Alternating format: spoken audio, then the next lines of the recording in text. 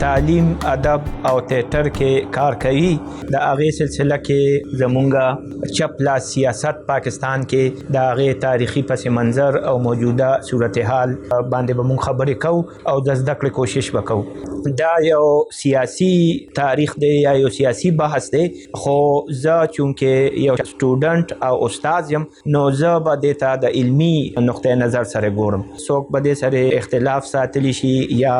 موافقت ساتلی شي، خو د دې خبرو اترو مقصد علم او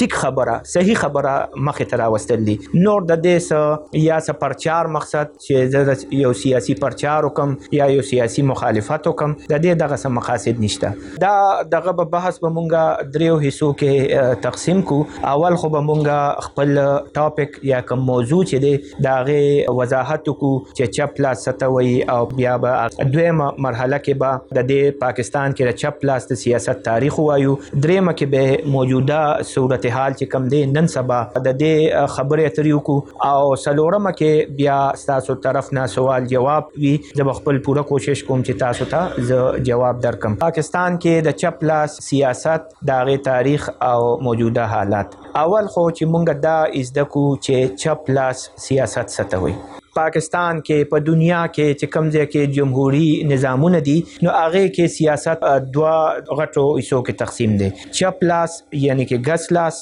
او د هغې په مقابله کې ښی لاس سیاست. د دې تاریخي پس منظر داسې دی چې کله فرانس کې انقلاب راغی د 18مې صدۍ په اخري کلونو کې، نو چې هلته کې کومه اسمبلي جوړه شوه هغه وخت سره، نو هغې چې کوم غړي وو نو هغه غړي سیاسي سوچ او سیاسي فلسفې په حساب هغوی په منځ دوه تقسیم وو. او هغې کې څه کسان داسې وو چې هغوی د فرانس هغه د انقلاب نه مخکې چې کوم نظام و، شاهي نظام یا جاګیردارانه نظام، د هغې په حق کې وو، او هغوی دا غوښتل چې دا نظام جاري وساتلی شي او دا چې کوم دی دا ډسټرب نشي. خو څه خلک داسې وو چې هغه د انقلاب حامیان وو، او هغوی سماج کې، معاشره کې، سیاست کې، تعلیم کې دوی بدلون غوښته. د نوې زمانې دغه وخت چې کومه زمانه وه د هغې مطابق دې کې بدلون غوښته. نو دا په منځ دوه دغه سوچونه تقسیم وو. نو چې کم د موجوده نظام یا چې کم ته انګلیش کې سټیټس کو وایي، د سټیټس کو حامیانو طرفداري وو، او چې کم دی د بادشاهت طرفداري وو، د نوابي سیستم فیوډالیزم طرفداري وو. نو هغوی به په دغه حال کې ښي لاس ته به ناستو، د سپیکر ورته وایي، د سپیکر ښي لاس ته به ناستو. او چې کم سماج کې بدلون راوسته او هغوی نوې طریقې ازماول غوښتل، جاګیرداري ختمول غوښتل او د بادشاه اختیارات یا بادشاهت بیخي ختمول غوښتل، نو دا چې کوم دی دا ترقي پسند چې ورته مونږ په یو ټکي کې ووایو، نو دا چې کوم دی دا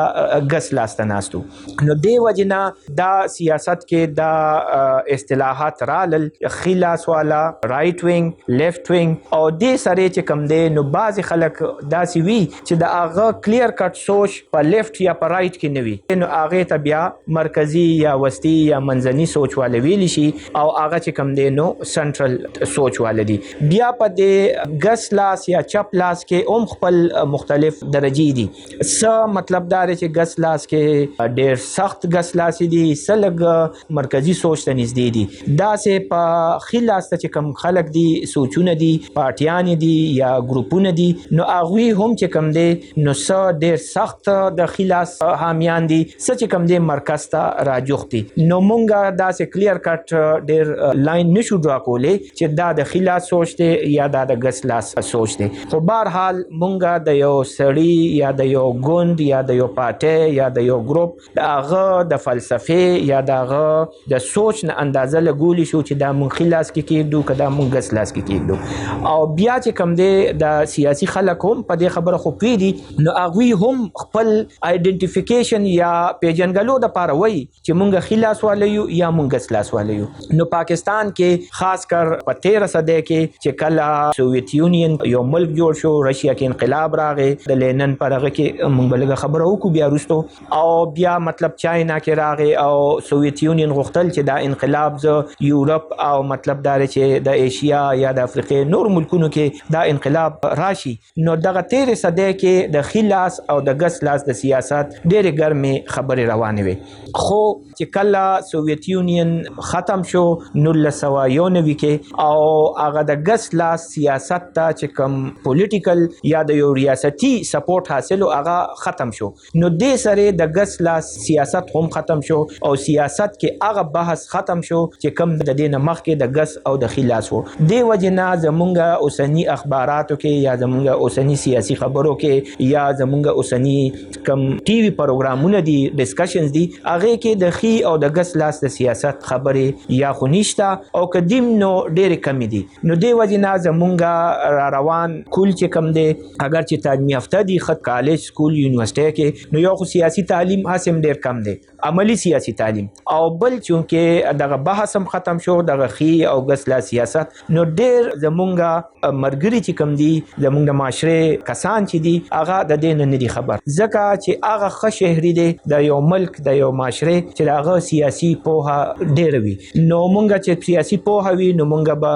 ښه راهنما ځان له منتخب کوو او دا ملک به چې سیاسي تور سره خشي نو معاشي او معاشرتي او مطلب دا چې نور نظامونه به خود به خود دې سره خکېږي. نو چپ لاس سیاست په 13 صدې کې یا اوس چې کم دی بیا ورو دا خبرې راوچتېږي 13 کالونه. نو چپ لاس سیاست کومونګه د خپل موضوع د لپاره وضاحت کوو چې مونږ چپ لاس څه ته وایو. نو مونږ چپ لاس د هغې کې ډېر کسان مونږه یا ډېر سوچونه مونږ هغې کې ایښودي شو. یو دا دی چې ترقي پسند به وي چپ لاس والا دی به رجعت پسند بني ترقي به غواړي وخت زمانه سره به دی بدلون غواړي. بل دا چې دی به د حکومت کنټرول ډېر غواړي بنسبت د نورو سوچونو او بل خبره دا چې دی به د خزو د قانونو او د وروسته پاتې چې کوم نور عناصر دي فرقې دي یا قانون دي واړه د هغوی حقوق له به د اواز اوچتوي. دی به صوبایي خود مختاري غواړي. ټولو کې غټه نښه دام ده چې د سیاست به چې کوم دی نو دا به په سیکولریزم باندې ولاړ وي. سیکولریزم تاسو ته خو پته ده خو دا هغه سیاست دی چې کم کې دوی دا سیکولریست دا وایي چې د ریاست یا د حکومت د انسان مذهب سره څه کار نشته. انسان مذهب داغه او د خدای یا مطلب چې هر یو ریلیجن دی او دا هغې چې کوم ګاډ دی یا هر څه نوم چې ورته واخلي دا انسان او د خدای خپل منځ کې رابطې دي. د ریاست دې کې څه کار نشته. نو دې ته سیکولریزم یا سیکولر اپروچ وایي او دا ګس لاس والا چې دي نو دوی به سیکولر سوچ اپناوي. په معیشت کې دوی د حکومت ډېر لاس غواړي او دوی چې کوم دی معاشره کې مساوات او انصاف او برابرۍ راوستو کوشش کوي. نو دا کارونه خو به یو بله پارټي کوي خو هغه به ډېرې پارټیانې به داسې چې هغه ټولې وایي چې موږ مساوات غواړو ټولې وایي چې موږ وروسته پاتې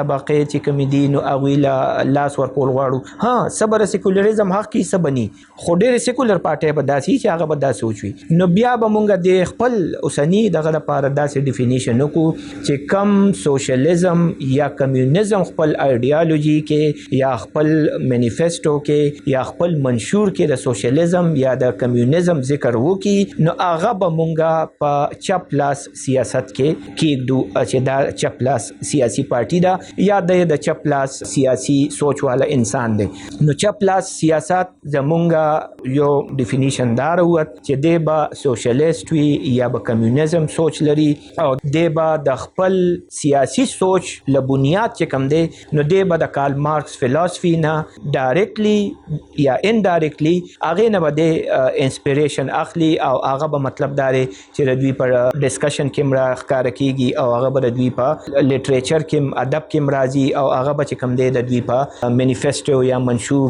یا سیاسي پروګرام کې د دوی هر څه لیکلي شکل کې وي نو هغه به کې راښکاره کېږي. نو سوشلیزم او کمیونیزم به هم بیا لږه خبره وکړو که فرض کا سوال راغی چې دا څه دی یا دی کې څه فرق دی.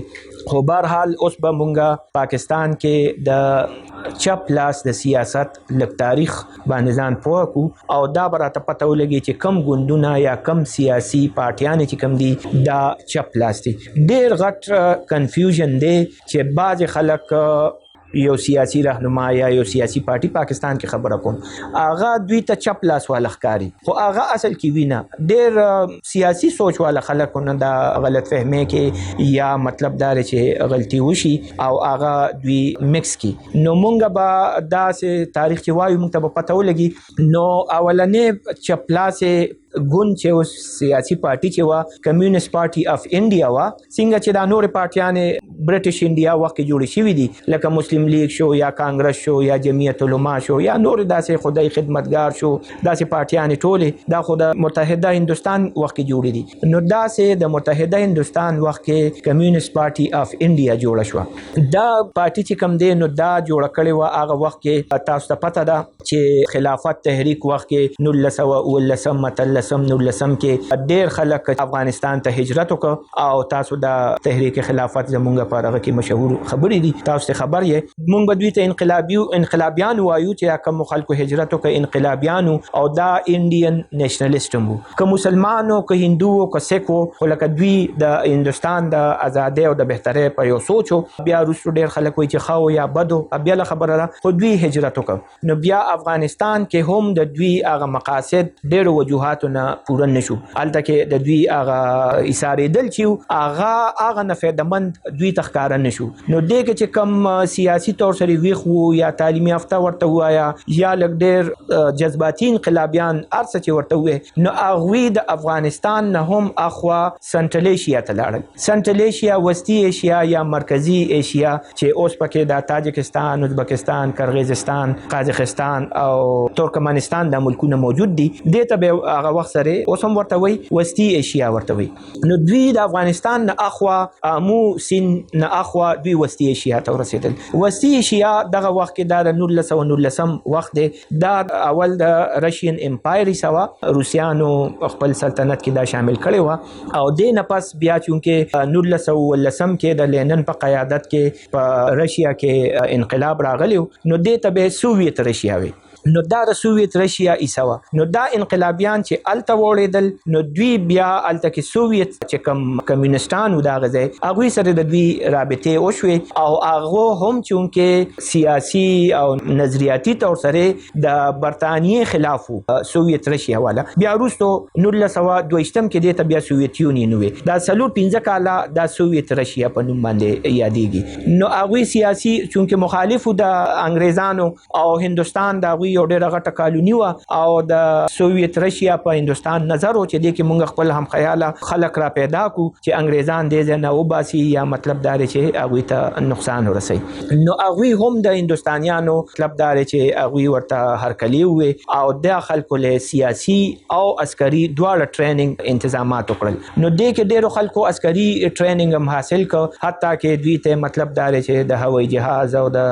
طریقې ومښولې چې دا به څنګه مطلب دا دی چې الوزوي او داغه وخت کم هتیارو داغه چلولو پریکټس ولا ورک دغه کې لیکلي چې په موټر سایکل به ورته د هوایي جهاز الوتو طریقه خوله او نور په موږ نه پیږو کې دي چې مماثلت وی دواړو کې ډرایوینګ کې خو بهر حال دوی له پورا ټریننګ ورک د کې صدا سی وو د دیتا انډین مهاجرین به مونږ وایو د کې سم مهاجرین داسي وو چې هغوی عسکري تربیت کې دلچسپي ساتله ځکه چې هغوی چې ټوپک برالو او انګريز به د دې ملک نه وباسو د مهاجرینو خبره کوم دلته نه یادوم دلته خو ډېر خلک داسې چې هغوی سیاسي بدلون غوښته مسلم لیگ واچوه په دې سوچ کې کانګرس واچوه دوی وی چې موږ به انګريز په قانون کې دننه ځان له لار جوړو خو دا هغه انقلابي خلک یادوم دې کې څه داسې چې هغوی وی چې نه موږ سیاسي انقلاب به سیاست په لار نو هغه چې کوم دی هغوی بیا وروستو څه میاشتې پس بیا ماسکو ته لاړل او هلته کې د هغوی روسیانو یا سوویت یو یونیورسټي جوړه کړې وه د ایشیایي ملکونو ټول دغه باغې کې راتلل او هغوی به سیاسي تربیت کو نو دوی هلته کې سیاسي تربیت حاصلولو لاړل دغه دوران کې د هندوستان یو کمیونست خو د امریکې په لار د ماسکو ته راغلی ام ان رای د نوم دی او مشهور ذکر راځي نو هغه به لینن سره ملاقاتونه ډېر لکه رسېدلی او په سیاست کې لینن غونته امپورټنټ او مشهور او دغه چې د هغوی مشر نو هغه سره د ملاقاتونه نو په 1900 کې کمیونست پارټي اف انډیا په تاشکند کې جوړه شوه او هغه کې کسان خو کم وو د شمیر کسانو خو بهر حال لاغوي سیاسي ټریننګ او لاغوي دغه ټرین شو دا سیاسي چې کمیونستان ورته وایا نو دا چې دا بیا هندستان ته راولېګل دلته انګريز حکومت هم دغه نو ناس او دوی ته الرټ او دا تقریبا کم او بیش دا ټول چې کم راغلل نو دا گرفتار شو او دوی باندې مقدمه جوړ شوې پیښور کې او په نورو ځایونو کې عدالتونه لګیدل او سزاګانې وخت دوی ته مختلفو دغه باندې چاته سلور کاله چاته خو بهر حال دوی چې بیا راخلا شو او بیا دوی دلته کې هندستان کې کمیونست پارټي اف انډیا بیا جوړ شو د دوی غټه کامیابی د کمیونست پارټي اف انډیا چې کوم دا نو هغه ترقی پسند تحریکو په ادب کې چې انګلیش کې ورته پروګریسیو رائټرز اسوسییشن وای دا 1914 کې دا جوړ شو دا هغه کمیونستان وو چې دا د یورپ نه واپس راغلی دا یورپ ته تعلیم لتلی او الته کې دوی د کمیونیزم نه خبر شو دا اولنی هغه کمیونستانو د هندستان چې کم د مرکزی ایشیا نه راغلی او دا دویم نو دا هغه وو چې دا د یورپ نه رالل دا اعلی تعلیم یافته وو د دې په نسبت او بل دا وا چې یورپ ته خو تعلیم لا اوس هم هر سړی نشیتلی هغه وخت تاسو سوچو کې چې لکه ډېر غټ پیسې والا یا اثر رسوخ والا سړی بته کمیونستانو یا د چپلاسی سیاست والا دا یو نوې نسل هندستان ته راغی او دوی د ترقی پسند تحریک چې کم دینو دا شروع کړ ډېر خدمات کړي دي د هندستان د هغه وخت چې کم خل لټریچر خاص کر اردو کې نور ژبه کې وو خو اردو کې په دې باندې ډېر زور پښتو کې مشته سنوبر حسین کاکاجی سے هغه وخت سره د دې غټ غړیو نو اردو لټریچر کو شاعری دا ک ادب دې ک د ادب نور اصناف دي د کې دا انقلابی خبره چې دي نو دا دغه تحریک د برکت راغلي دي او د اردو لټریچر چې ترقی کړي دا نو ډیره تیزه ترقی دغه وخت کې کړي دا دغه وخت کې د ادب په منځ دوه تقسیم شو د نه مخ کې خو ادب د پاره او ادب برای ادب به ورته وي چې هغه کې به حسن و جمال او دا ټایپ خبره ډیسکس کړي شاعری کې او مقصد دا چې انسان د نه لطف واخلي د شاعری دا یا غزل یا بل څه ډرامه دا نثر افسانه ناول چې دینه خوان والی او د ټیم خپاشي او د دې وجه دا وا چې ادیب سړی سرکاري نوکری یا داسې کارونه خوونه ادیب سړی چې او یا خزه دا مجبور و چې دې بچرتا راجا مهاراجا نواب سے پلانی سے حکومت برطانیې حکومت دې سره به دې وظیفه خور کیږي نو بادشاہ چې د وظیفه ور کوي نو دی به اوسګاری او دی به دغه لیکي شعر او شاعري وکړي دا توتی هند چې ورته وي هندستان شاعر خسرو کیسه را یاد شو ته بادشاہ وي چې څنګه نور درباریان دربار کې حاضر وي دغه څه به تم حاضر ودرېږي نو دا ورته وي چې بادشاہ سلامت هغه وخت خو سلطان زن کې لکه عام درباري سحر دربار کې ودرېږم او ماخامه پورې ولاړم نو لا نوې خیالات به څنګه راوړم دا نوې شاعري به څنګه زکم نو د خلکو ته ادیب سړی ته دله سوچ پکار دی اوسګار وخت پکار دی خو چې د معاش د فکر نه بیغمي نو چونکه راجا بادشاہ نواب ارڅ چې ورته تونواله والی د شاعرانو لا وظیفه ورکوله نو اوس دی خو به هغه شعر لیکي چې کوم بادشاہ خو نور څه غم ونه دغه مزو چرچو پسې ګرځید نو دغه شاعري د بادشاہ یا د نواب ارڅ چې وایو د هغه د خوخي و دوی دغه 1900 په غم دیرشم کې یو نوې دغه راو چې نه ادب د ژوند لپاره ادب کې پکار دا چې د ژوند مسلې ډیسکس شي چې د عام انسان څه مسلې دي او دغه وجه نه دغه ادب له عام سړي ډېر خوښون ورکو او هغه سره ادب ډېر په ترقی لاړ نو دا چې و دا د کمیونستانو مرګري او چې دوی د سوویت یونین د انقلاب نه متاثر او یورپ په لار دوی هغه نظریه ځان سره راوړي نو دا دغه په هندستان کې ډېر اوچلید اوس هم پاکستان کې ترقی پسند تحریک شته دغه یو غړي شته اگر چې هغه سه شهرت یا هغه سه فعال نه دي خو بهر حال اوس هم شته د کمیونست پارټي اف انډیا چې کوم ممبرانو د باندې به د انګريزانو حکومت نظر وو دوی به انډرګراوند پارټي به دیته وي دا انډرګراوند خو بیا دوی ته یو موقع داسې لاس باندې ورغله چې کله دویم جنگ عظیم شروع شو تاسو پته را 1939 نه 45 پورې دا جنگ وو نو د کې هټلر خو جنگ خوخون کې سړیو هغه نور یورپ سره جنگ کو خو کال نیم پس هغه په سوویت یونین باندې هم حمله وکړه. اگر چې دوی مخکې نه معاهده کړې و چې موږ به یو بل سره جنگ نه کوو، هغه چې په سوویت یونین حمله وکړه نو بیا جنگ داسې یو رخ واغشته چې یو خوا جرمني دی او بل خوا انګلند او سوویت یونین، دا دواړه برتانیا ګریټ برټن، دا دواړه د جرمني خلاف جنگيږي. نو اوس دلته کمیونست پارټي اف انډیا چې وانه دوی خو سوویت یونین نه د هغوی طرفدار یو، نو چې اوس هغوی د جرمني خلاف دي نو دوی هم د جرمني خلاف شو، چې دوی د جرمني خلاف دي نو برتانیا حکومت هم د جرمني خلاف دې کې د دوی مفاد سره یو شو. نو دوی د جنگ کلو حمایت وکړه، دې نه مخکې نه کوو، دې نه مخکې دوی تیوري دي مختلفه خبره بیا بل خوازي، خو بهرحال دوی د جنگ حمایت نه کوو. خو دغه نه پس دوی بیا جنگ حمایت وکړه، نو د حکومت د طرف نه په دوی باندې پابندۍ ختم شوې او دوی حکومت سره هلې ځلې وکړې، چونکې دا تربیت یافته او تعلیمي یافته او پوه خلکو، خاص کر د پروګریسیو رایټرز اسوسییشن، نو دوی د حکومت د جنگ په وار افورټ چې کوم وایو مونږه هغه کې دوی شریک شو او مختلف نوکرۍ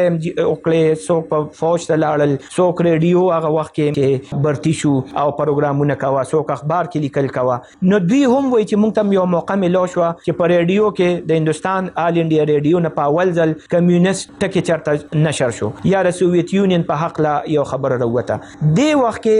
د یو بل رخ هم واغشت سیاست چې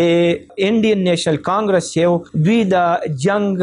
مخالفت وکړه، دوی دا خیال او سیاسي تور سره چې انګريز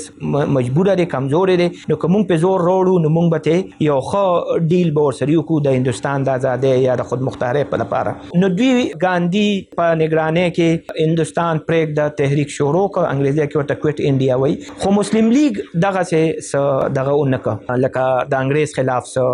هلې ځلې دغه وخت کې ونکړي چې د جنگ نه فایده واخلي. نو چونکې مسلم لیگ هم نه کولې او کمیونست پارټي اف انډیا هم نه کولې، نو د دوی سوچونه سره یو شو او دوی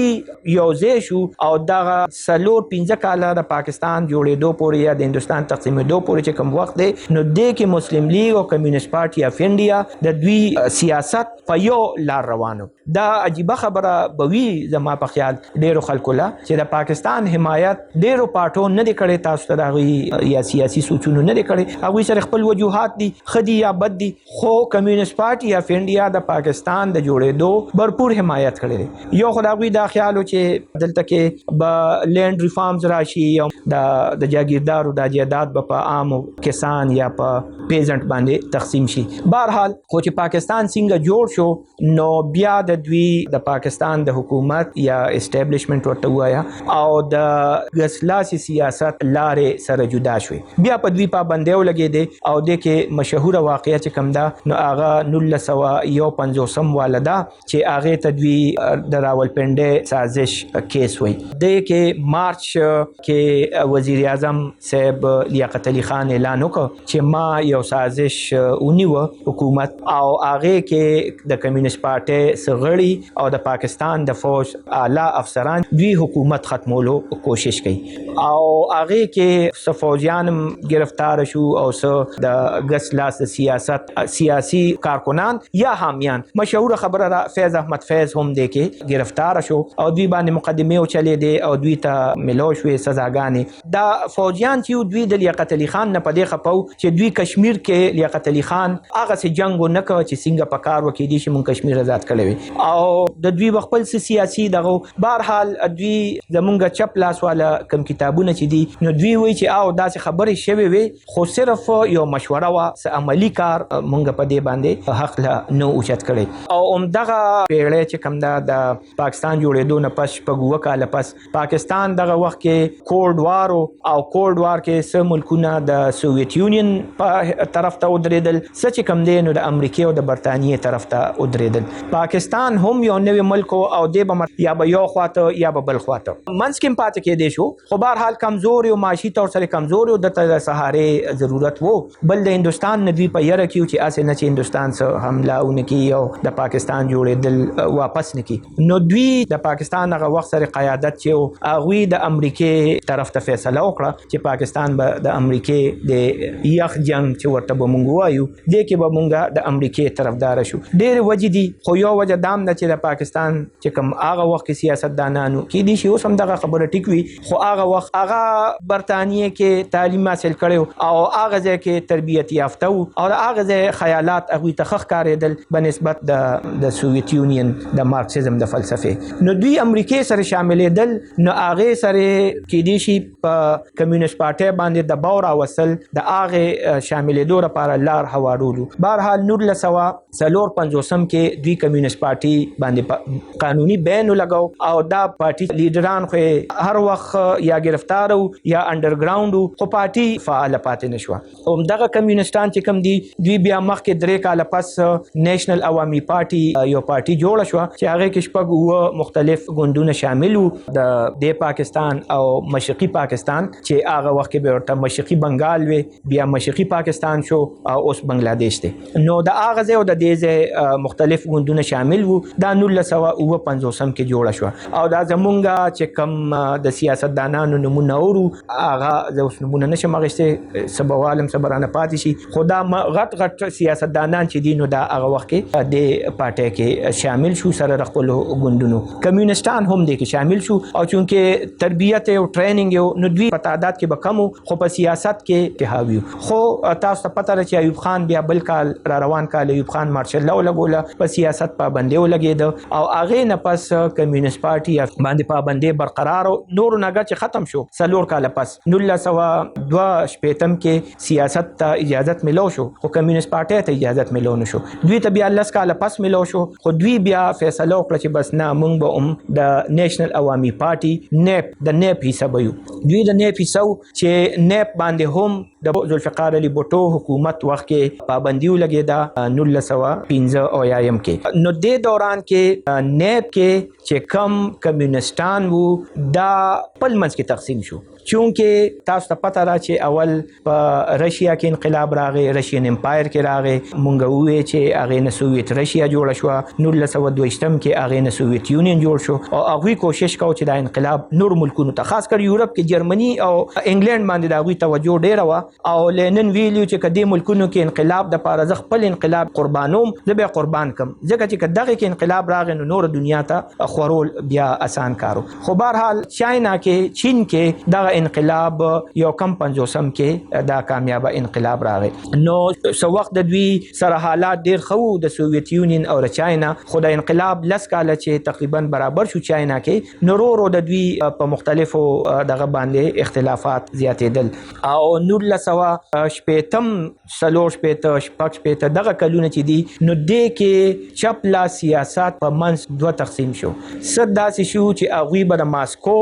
طریقې اپناولې یا د هغه ځای نه ګایډ لاین یا لینن چې څنګه انقلاب راوستو هغه سه انقلاب راوستو کوشش دوی کو او څه سوچ داسې راغی چې نه دغه چې کوم انقلاب راوسته دی چاینا کې نو مونږ به د چین ماډل اپناو کو وجه دا وا د دې سوچ چې چین یو زرعي معاشره وا او دوی دا وې چې پاکستان هم زرعي ده نو کې دي چې دلته کې د چین ماډل مونږ ته خراشي نو دې ته به د ماسکو طرفداري او د پیکینګ طرفداري د دې بیجینګ مخکې نوم پیکینګ وو نوم خو دغه خو سپیلینګ مخکې پیکینګ غونټه لیکل کېده او اوس بیا بیجینګ لیکل کېږي نو سبا د پیکینګ طرفداري نو دوی ته به د پیکینګ والتا اوس هم دوی ته ماویست ویل کېږي دوی چې خپل پہچان ورکي نو دوی وایي چې مونږه ماویستان یو نو د نېشنل عوامي پارټي کې چې کم کمیونستان وو نو دا په منځ دوه شو او د کې سچ کم دی د ماویستانو قتل سچ کم دی نو د ماسکو طرفداري خطل بیا هم عبدالحمید باشانی زمونږ د سیاست یو غټ نوم دی مشرقي پاکستان کې آغا جدا شو او دلته د عبدالولی خان لاندې یو بل غړ جوړ شو چې دا ماسکو والا شو ولی ګروپ چې دا ماسکو ګروپ شو او باشانی ګروپ چې شو نو دا د چین طرفداري خطل بیا د ولی خان ګروپ کې څه کسان داسیو چې هغه کسان تحریک په نوم باندې یو خپل ځان لا یو کوشش شروع کړو او بیا هغه سیاسي یو خپل تخو چې د ولی خان ګروپ کې کوم ماوستانو نو هغه کسان تحریک په نوم خپل کوشش هم کو بیا سلور 15 کال پس لکه 1920 کې بیا په دوی یو قرارداد پیش کړ د اجمل خټک صاحب یو قرارداد پیش کړ او هغه کې دوی چې دوا دغه یو انسان نشي ساتلی زمونږ ممبر دوا پارټیانو رکنیت نشي ساتلی دی به یا د نیپ ممبر وي یا به د چې کم دینو دا کسان تحریک یا مختلف نمونه چې دی دی به د هغه ممبر وي نو دوی دا سوچ وکړي چې کسان تحریک والا چې دوی لکه مونږ د پارټۍ نه په څه طریقه وباسي دا یو بانه ده او خبره خو اوس هر څه به وه زه خو په دې نشم ویلی چې ښه وه یا بده وه خو بهرحال د دوو پارټو رکنیت حاصلول هغه وخت سره دا یو عام رواج و تاسو ته ټولو ته پته ده چې قائد اعظم ډېر وخت د مسلم لیگ رکن و د کانګرس رکن و نو دا داسې څه دغه خبره نه وه اوس هم یو سړی په غټه کې د یو پارټۍ رکني او په خپل کلي علاقه کې وړوکې څه تنظیم وي د هغې رکنیت هم حاصلوي خو بهرحال دا کسان چې کوم دی د دوی لارې د نیپ نه جدا شوې او مختلف ګروپونه جدا شو او دوی د مزدورانو چې کوم ورځ ده پاکستان کې د 1 مئی په هغې کې دوی د خپل پارټۍ اعلان وکړ او هغې له مزدور کسان پارټي نوم ورکړ نو دا مزدور کسان پارټي د کمیونست پارټي اف انډیا سره یو بل چپ لاسې سیاسي پارټي مونږ لراله او د ماویستان په سوچ کې په عمل کې دوی د چاینا نه یا د ماو نه متاثر وو دوی شمالي حشنغر چارسده او د ملحقه علاقو کې مردان کې او د ملکند ریجن کې دوی بیا یو مسلح تحریک شروع کړ او د جاگیردار خلاف او هغوی نه دوی کامیابي مومونده په خپل تحریک کې دا د 1900 یا 2000 ترمنځ دا خبرې دي نو دا مزدور کسان پارټي ده مخکې که سیاست راشي نو په نیپ پابندي ولګېده نیپ نه بیا نورې پارټیانې راووتې په مختلفو نومونو خو بهرحال کمیونست پارټي چې وا زمونږ د پاکستان نو دا د ضیاء الحق اخر وخت کې چې کله د جمهوریت پاکستان کې بحال شو د الیکشن شو غیر سیاسي او غیر جماعتي او محمد خان جنیجو دغه دور چې کم دی نو دې کې کمیونست پارټي بیا سر تراله خو د دوران کې سوویت یونین کې حالات بدلون شکل واغشته او دا وی چې کم په یورپ کې کم ملکونه وو دا وی په کنټرول کې نو هغه ملکونو ته دوی رورو واګې په ورسس کا هغه د خپل سوري یا چترې لاندې نه اوخکل نو دلته کې کمیونستانو ته داسې اشاره ملاوي دي سیاسي چې د سوویت یونین نه نور تما ساتل امکان نشته بیا تاسو ته پته ده چې سوویت یونین ختم هم شو نو دغه دوران کې چې سوویت یونین کله حالات دلته کې سیاسي بدل شو نو دلته کې یو نوې ګوند جوړ شو چې هغه ته عوامي نیشنل پارټي وي ANC هغه اولنی NAP وا او دا اوس ANC شو دا د جولای 1980 خبره ده او د کې سلور ګوندونه هغه وخت سره شامل شو نو دغه درې چې نو دا خو ښکارا په ښکارا چپلاسي او دا یو ګروپ چې کم د ولی خانو نو دا چپلاسي او نیشنلیست ترمنځ داسې سوچ والا خلکو دوی سره دغه جوړ ک عوامي نیشنل پارټي ANC خو ډیر زر هغه نور ګروپونه چې کومو درې سلور هغه چې درې سلور نه هغه د دې دغه نه ګون لارې جدا کړې او د کې د ولی خان NDP به ورته وی هغه وخت کې چې کوم کله دا شاملې ده نو د NP جوړېدل د ولی خان ایسه پکې NDP و نو د کې صرف NDP والا خلک پاتې شو او نور چې کوم دی نو دوی نه لارې یو پکې مزدور کسان پارټي مو هغه هم دی نه لارې جدا کړې نو NP زما خو دا خیال لې چې کله دا جوړېدا نو دا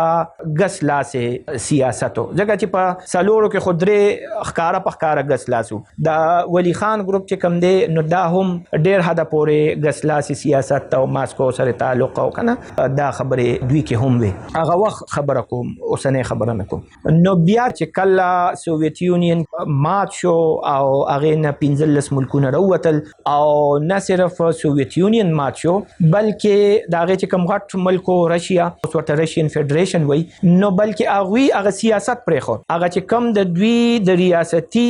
نظریه وا مارکسیزم یا کوم ورته مارکسیزم لینینزم وایو نو هغه نظریه بالکل پرې خو ده نو زمونږه د چپ لاسې سیاست چې نو دوی داسې بیکور غونټه پاتې شو دوی سره خامخا التنس شکل کې د لیټریچر په شکل کې سپورټ راته او همدردی په شکل کې سپورټ راته او دوی سره یو ماډل وو چې دا وګوره سوویت یونین کې یا رشیا یو وروسته پاتې ملکو د یورپ او هغه کې چې انقلاب راغی نو تاسو وګوره هغه څومره تیزه ترقی وکړه. ډیره تیزه ترقی واقعي چې سوویت یونین کړې ده او داسې ترقی بل ملک هیڅ کله کېدی شي چې اونکړي شي. سوویت یونین ختم شو، ولې ختم شو؟ ډېر وجوهات دي داغه او هغه موږ شمیرلی شو، خو دلته برته یو وجه وایم چې زمون خلکو سره کوم تړلې ده. هغه کې د افغانستان کې چې هغه کم جنگ سره مخ وو، هغه جنگ کې ناکامي هم یو وجه ده. خو زمونږ د خلکو یا زمونږ د لیډرانو یا د رسیدلو خلکو هغه دا خیال لري چې د کې د افغانستان دا جنگ دا ډېر غټ فیکٹر دی. خو نه که فرض کا مونږه د سوویت یونین د ماتېدو یا د ختمېدو یو وجوهاتو یو لیست جوړ کو او هغه کې مونږ الله سیا 15 او وایو چې را معیشت او دا ترقی او ډیولپمنٹ ارسچی، نو هغه کې بعد د افغانستان د واقعیات چې دي دا به په 15 نو دا په 12 نمبر راځي او دا هغه وجه دا نه چې هغه سره دا غوي ټیک دا پیسې په ډېر لګیدلې دي، خو نور هغه عسکري یا د لحاظ سره کمزوري شوی نه پاغه. دا یو نفسیاتی د بو پاغوي راغه چې یاره دا څنګه سوپر پاور ډېر ملکونه د یورپ کې و ملکونه د دوی ماتحتو خپل 15 سوویت یونین کې خپل 15 داسې پیشیا په امریکا کې ډېر ملکونه داسیو چې دوی به سپورټ کول. نو دا یو نفسیاتی د بو په دوی راغه چې یاره دا څنګه طاقتو چې د افغانستان غونټ ملک قابو نکړي شو. لکه څنګه چې نن سبا خلک وایي چې امریکا شکست خوړه، نو شکست دا مطلب نه دی چې امریکا پاتې را لا یاره، خو هغه خپل مقصد حاصل نکړي شو. دا وی چې هر څه مقصد او د زنه نیمه کې لاړل. نو دغه سه د سوویت یونین په حق لکه څوک دا وایي چې دا پلاني مات ک د انګری مات ک د پالیسي مات ک هغه، نو نه د هغه اندرونی وجوهات ډیرو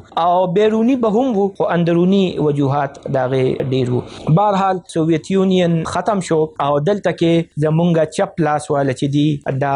دغه سه پتش میدان پاتې شو. دا غي وجه دا و چې یو خو دوی ډیر کم وو، نو دوی سره چې سپورټ نو اخلاقی سپورټ ما ته چرته داسې ثبوت نه دی ملو چې التنه یا روپې راغلي، روپې مطلب کرنسی یا سو وسله ټایپ سیز راغلي، کتاب براغلي، لیټریچر براغلي، اخلاقی یا سیاسی سپورټ براغلي، حمایت یا الته کې سکالرشپ براتلې په مشرقي یورپ په ملکونو کې، چیکوسلواکیا کې، پولند کې یا په یوکرين کې یا په ماسکو کې سکالرشپ دوی به په خپل لاړل یا به بچي یا به خپل هم خیال خلک الته تعلیم لولېګل او خاص کر ډاکټران زمونږ اوس کوم ډیر دي اوس هم پریکټس کوي. نو دا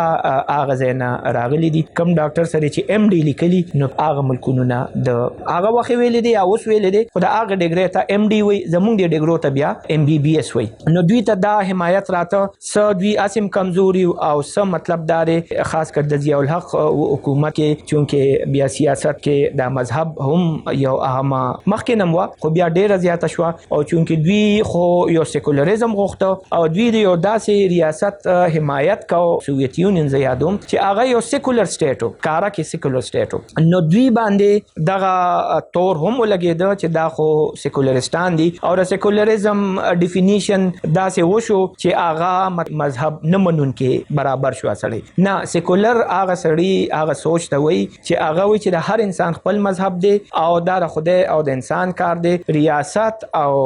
حکومت دی لره انسان مذهب کې کار نه ساتل پکار. نو بهرحال دوی کمزوري وو او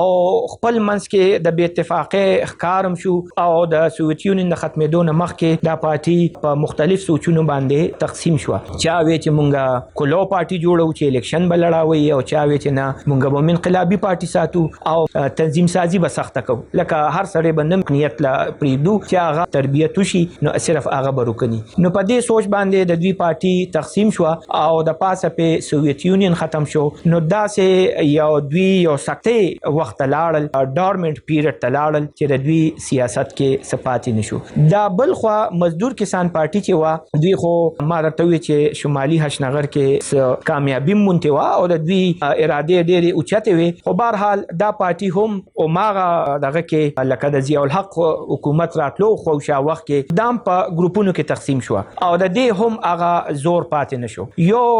ګروپ چې کم دی ما تاسو ته وی چې هغه په ان پی کې شامل شو او بیا ډېر زر د ان پی نه واپس لاړ، نو لکه دوی نه هم د سیاست هغه دغه لګ واګه خطا شوی غونته داسې ښکاری چې دوی نه خطاو. نو دوی خو چونکه ماوستانو دوی خو چاینا سره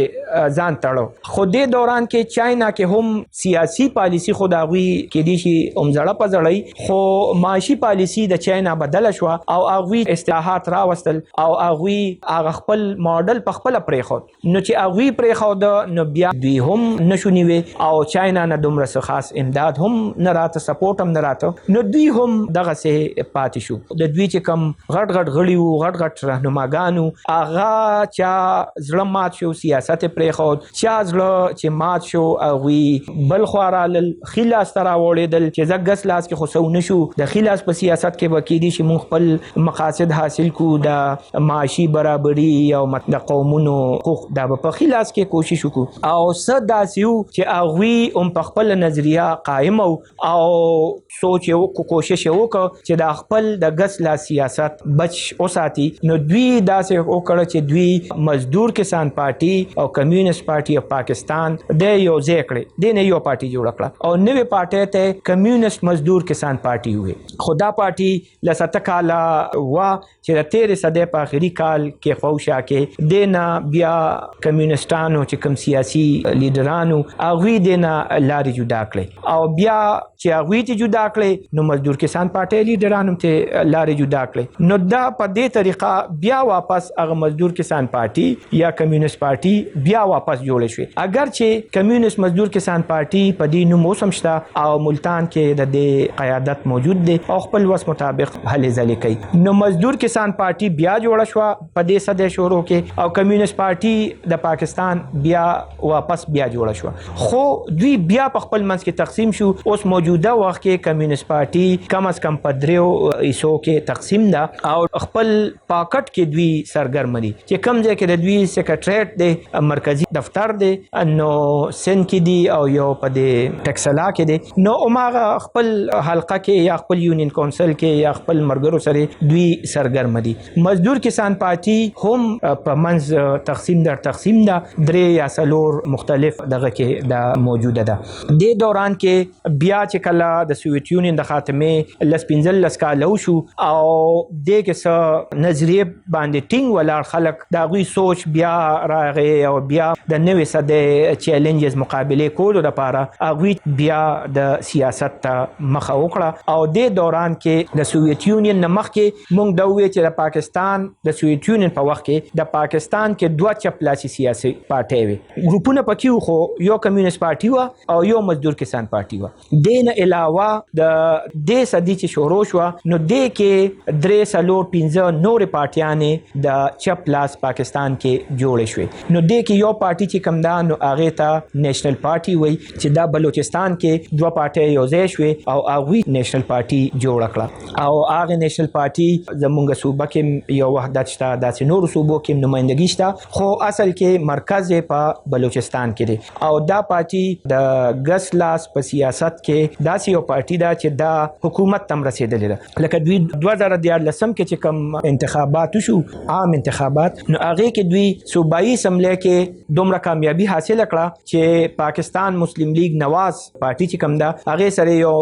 مفاهمت وکړه او 2.5 کال د نېشنل پارټي مشر وزیر اعلی پاتې شو عبدالمالک بلوچ یادوم او بیا 2.5 کال پس بیا مسلم لیگ غړی وزیر اعظم شو نو دا داسې پارټي ده چې دوی حکومت ته رسیدلې دي دین علاوه یو بل پارټي جوړ شو چې هغه ته عوامي ورکر پارټي وای او دا عوامي ورکر پارټي د دریو پارټو رايوځي شو دا په 2012 د 2014 کې د دوی خبرې اترې روانې وي او دا درې پارټي رايوځي شوې دا درې پارټي چې کوم دي دا بذات خود د وړو پارټو نه را جوړ شوی وي خو بهر حال عوامي ورکر پارټي جوړ شو دا عوامي ورکر پارټي هم د الیکشن کمیشن اف پاکستان سره رجسټرډ ده او د تیر الیکشن کې دوی حصہ مغشته وا خپل غړي مختلفو حلقو نه ودرولي او دوی الیکشن کې حصہ غشته وا غس لا سیاست چې د کې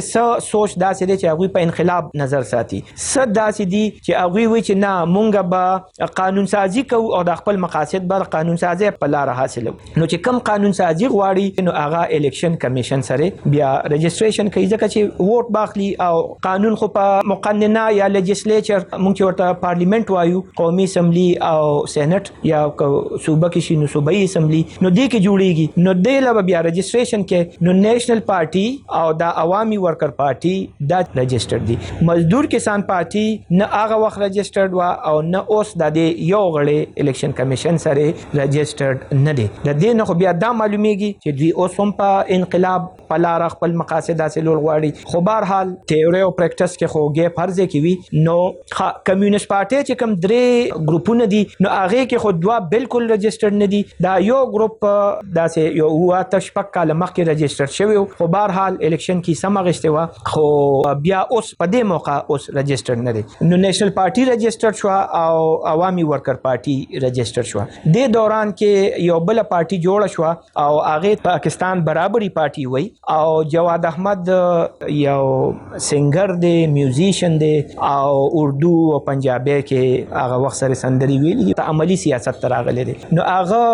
برابرۍ پارټي پاکستان جوړ کړه او هغه خاص کر پنجاب لاهور او دغه خارونو کې هغه خپل هلې ځلې شروع کړې دي. او دین علاوه 13 کال پاکستان کې چې کله کرونا راتله د دین لګ مخ کې جنوري یا فروری پر ورځو کې یو بل پارټي جوړ شو او هغه ته پاکستان انقلابی پارټي وي. او دا پارټي کولډ وار وخت کې پاکستان کې دوه سیاسي تنظیمونو د سټوډنټانو یو ته به ډیموکراټک سټوډنټ فدریشن وی ډي اس اف اوس هم کې دي چې بعض خلکو تعلق وي تاسو ورسره ملو شو چې وي د ما ډي اس اف سره تعلق او یو ته به ان اس اف وی نېشنل سټوډنټ فدریشن. هغه وخت سره د دوی سیاسي سوچ کې فرق او اوس هم سیاسي سوچ کې لږ فرق شته. خو بهرحال دا ان اس اف د پاکستان انقلابی پارټي چې دا ان اس اف هغه الکانو جوړ کړي و چې کله ضیاء الحق وخت کې سلور اتیایم کې په سټوډنټ پالیټکس پابندي ولګیدا نو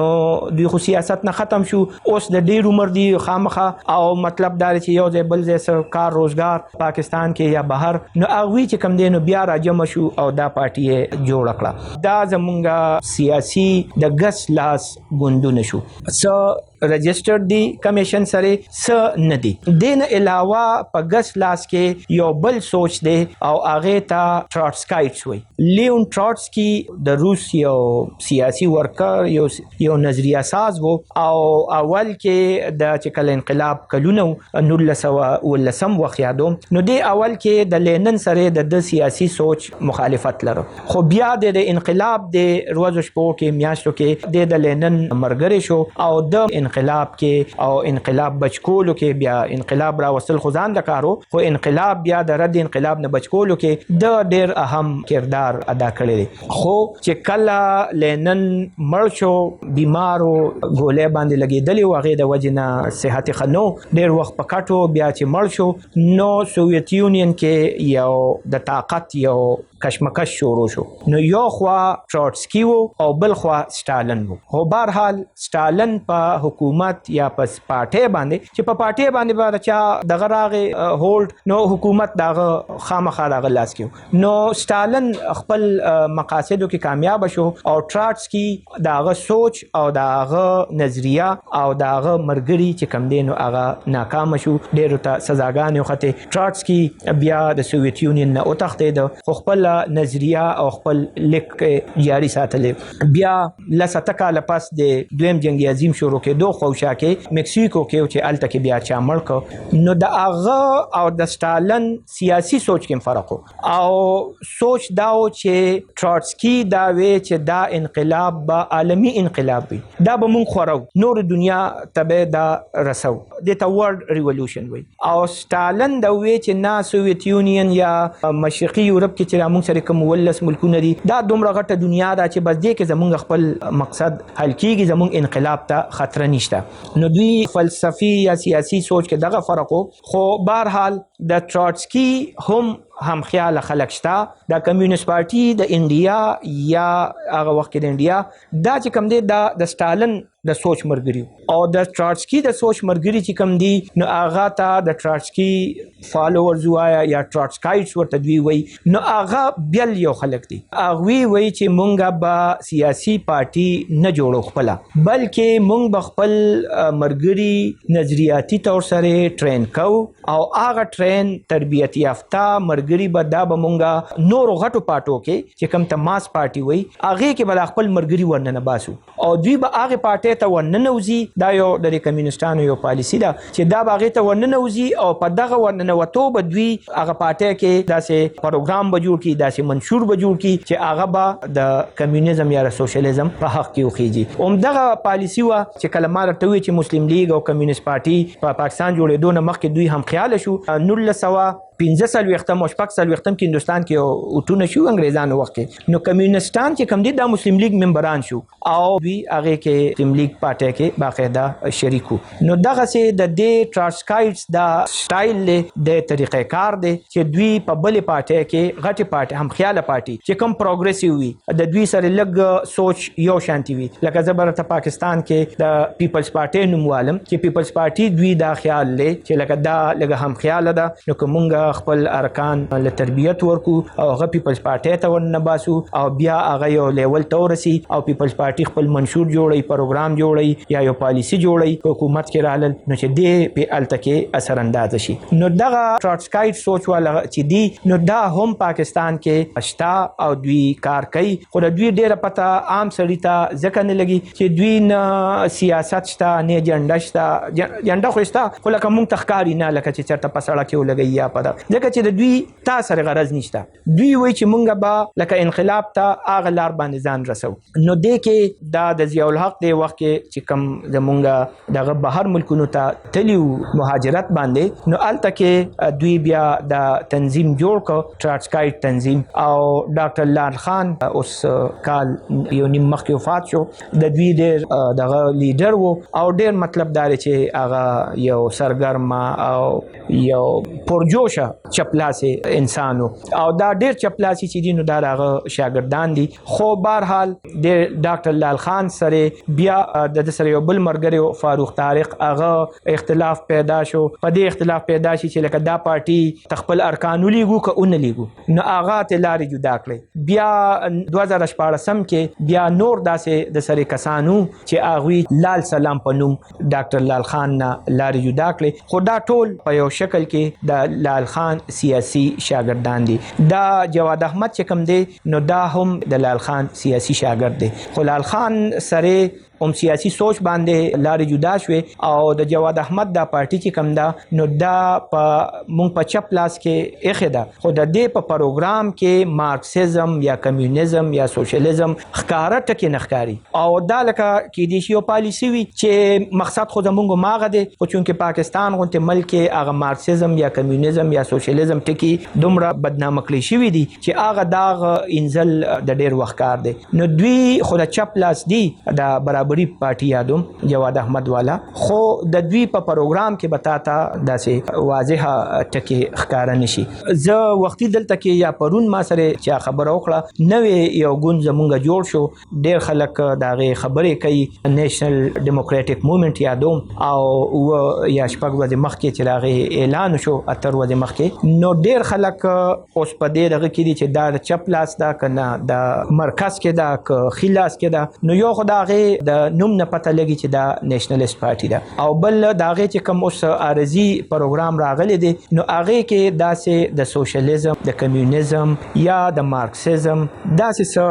کم از کم ما خو سرسری چې کوم ویل دي نو هغه کې دغه څه ټکي انسان ته ما تخکار نه شو کې دي چې سپټه خبره لیکلي دون غور سره لامه نه دی ویلي یا هغه په خپل وای چې زمونږ به آئین چې کم دینو دا به بیا راځي او آئین چې راشي نو هغه سره بسرنامه کې دوی خپل پروګرام مګدي اگر چې هغه کې داسې کسان شامل دي غټ نمونه دي خاص کر زمونږ د صوبې چې هغه خپل وخت سره د غس لاس سیاست کړي خو ما داسې ته مخکم ارزو ک چې کله سوویت یونین ختم شو نو ډېر خلک د غس لاس د سیاست نه اوخوځیدل س ما ته وی چې خلاص لاړل س زبردویم چې س تبلیغیان شو لکه سیاست د سره پرېخو یا کاروبار وک یا جرنالیزم ته لاړل یا پروفیسوران شو یا وکیلان چې د وکالت تعلیم حاصل کړو هغه وکالت شروع کړ خو لکه هغه عملی سیاست پرېخو چې ان جی اوګان جوړ کړي نو دا هغه کسان دي چې مونږه د هغه سیاست کومګه روستو ګورو نو دا